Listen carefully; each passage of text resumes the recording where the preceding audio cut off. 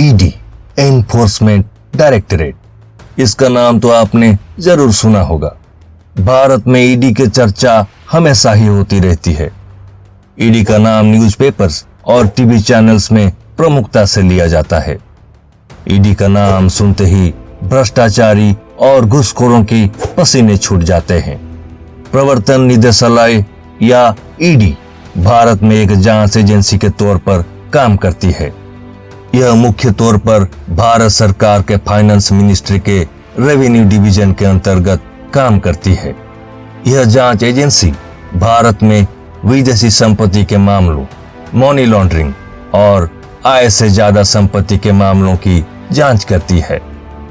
इस एजेंसी का नाम चर्चा में तो रहता है, लेकिन बहुत से लोगों को इसकी सही जानकारी आज भी नहीं है। तो आइए ईडी के बारे में कुछ उल्लेखनीय फैक्ट्स जानते हैं। ईडी क्या है? ईडी का फुल फॉर्म एनफोर्समेंट डायरेक्टरेट, जिसे हिंदी में प्रवर्तन निदेशालय कहते हैं। ईडी एक लॉ एनफोर्समेंट एजेंसी है जो आर्थिक खुफिया एजेंसी के तौर पर काम करती है।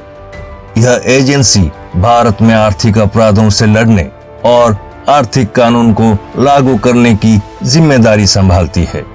यह वित्त मंत्रालय के राजस्व विभाग के अंतर्गत काम करती है।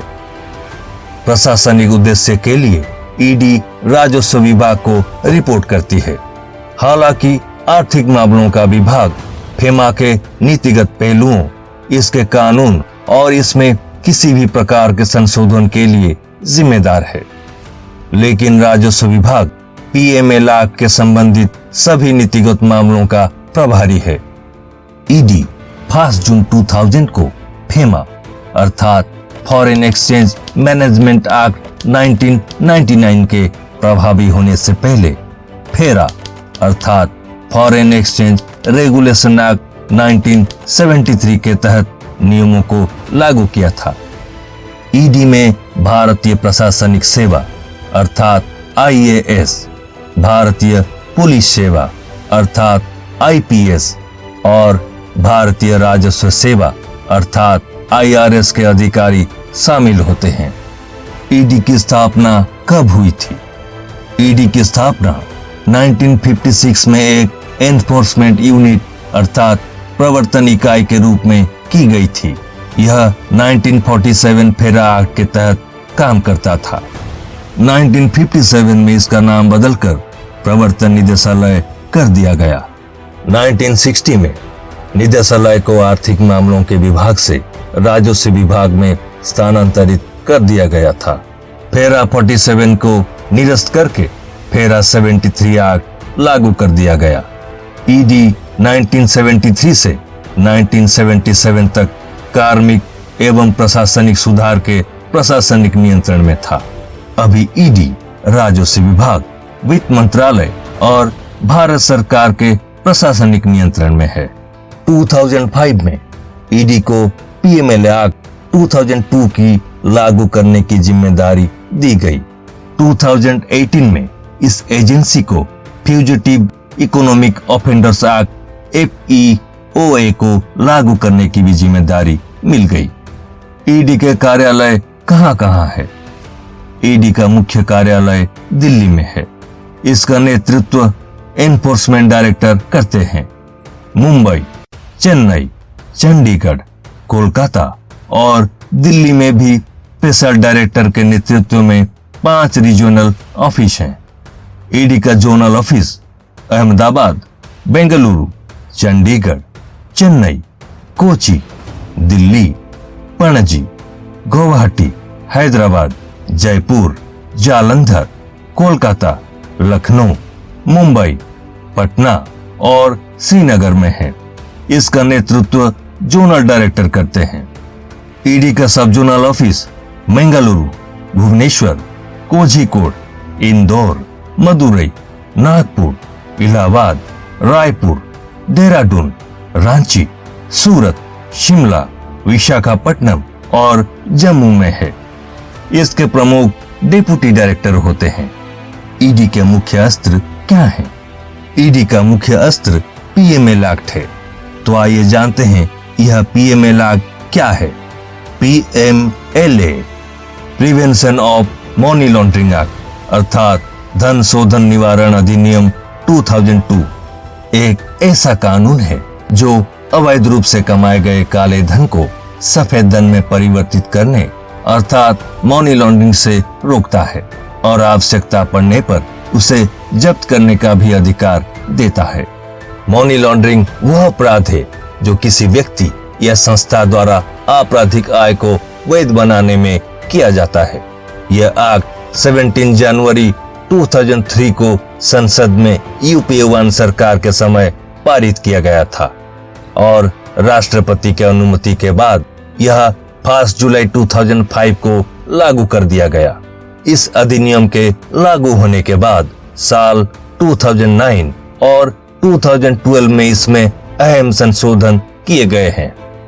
PMLA की धारा 3 के अनुसार जो भी व्यक्ति या संस्था प्रत्यक्ष और अप्रत्यक्ष रूप से काले धन से जुड़े प्रक्रिया और गतिविधि में शामिल है और इसे वैध संपत्ति बनाने या उसका दावा करने और वित्तीय संपत्तियों को छुपाना आदि मनी लॉन्ड्रिंग के अपराध के श्रेणी में आता है। PMLA के मुख्यतः 3 उद्देश्य हैं। पहला, यह कानून मनी लॉन्ड्रिंग को रोकता एवं नियंत्रित करता है। दूसरा, किसी व्यक्ति या संस्था द्वारा लूटे गए धन से प्राप्त संपत्ति को जब्त करने का भी अधिकार देता है। और तीसरा, भारत में काले धन से संबंधित किसी अन्य मुद्दे के निदान का अधिकार भी यह कानून ईडी को देता है। PMLA के तहत सजा कितनी मिलती है? PMLA की धारा 4 के तहत मनी लॉन्ड्रिंग अपराधी के लिए सजा का प्रावधान है, जिसमें दोषी व्यक्ति को 3 साल का कठोर सजा कारावास, जिसे कुछ परिस्थितियों में 10 साल तक बढ़ाया जा सकता है तथा साथ साथ जुर्माना भी लगाया जा सकता है। धारा 5 के तहत संपत्ति की कुर्की का प्रावधान भी है। पूरे भारत को फेमा या PMLA एक्ट के द्वारा कवर किया गया है, इसलिए ईडी के पास किसी भी व्यक्ति के खिलाफ कार्रवाई करने का अधिकार होती है। फेमा मामलों की सुनवाई सिविल अदालतों में और PMLA की मामलों की कार्रवाई क्रिमिनल अदालतों में की जाती है। लेकिन ईडी स्वतंत्र रूप से कार्य करने में असमर्थ है।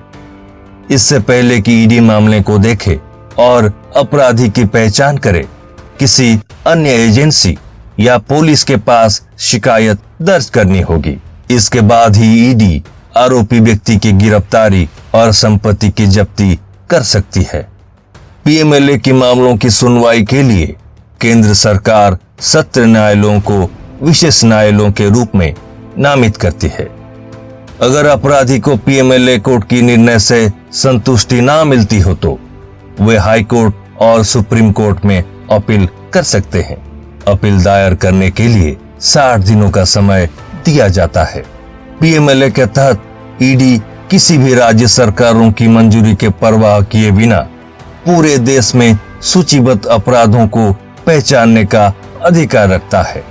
लेकिन CBI इससे ठीक उल्टा केवल राज्य सरकारों के अनुरोध पर या हाई कोर्ट और CBC के निर्देश के तहत ही जांच कर सकती है। यहीं पे CBI से अधिक पावर ईडी को मिल जाती है। अभी आता है आर्थिक अपराधी कैसे ईडी के जाल से बच नहीं पाते और उन्हें बेल क्यों नहीं मिलता, क्योंकि अन्य आपराधिक मामलों में इंडियन एविडेंस एक्ट के तहत साक्ष्य लिया जाता है। हमारे भारतीय दंड संहिता के अनुसार जब तक कोई भी आरोपी व्यक्ति का अपराध साबित न हो तब तक उस आरोपी व्यक्ति को निर्दोषी माना जाता है। जो कोई भी एजेंसी कोई भी व्यक्ति को आरोपी बनाता है तो उस एजेंसी को ही साबित करना होगा कि आरोपी व्यक्ति ही अपराधी है। इंडियन एविडेंस एक्ट के तहत बर्डन ऑफ प्रूफ उस एजेंसी पर होता है, लेकिन PMLA में बर्डन ऑफ प्रूफ रिवर्स हो जाता है। PMLA की धारा 24 एक विशेष अधिनियम है जो कि सबूत के रिवर्स बोझ का प्रावधान करता है। जिस व्यक्ति के पास मनी लॉन्ड्रिंग में शामिल अपराध की आय है उसे ही साबित करना होगा कि संपत्ति वैध साधनों से अर्जित की गई है। आरोपी को ही फुल प्रूफ डॉक्यूमेंट एजेंसी और कोर्ट के सामने प्रस्तुत करना होगा, जिससे कि वह निर्दोष साबित हो सके। ईडी से जो अपराधी डरते हैं, वास्तव में यही धारा 24 ही डर का कारण है। ईडी आरोपी से जो भी पूछताछ करती है, उसका पूरा वीडियोग्राफी की जाती है।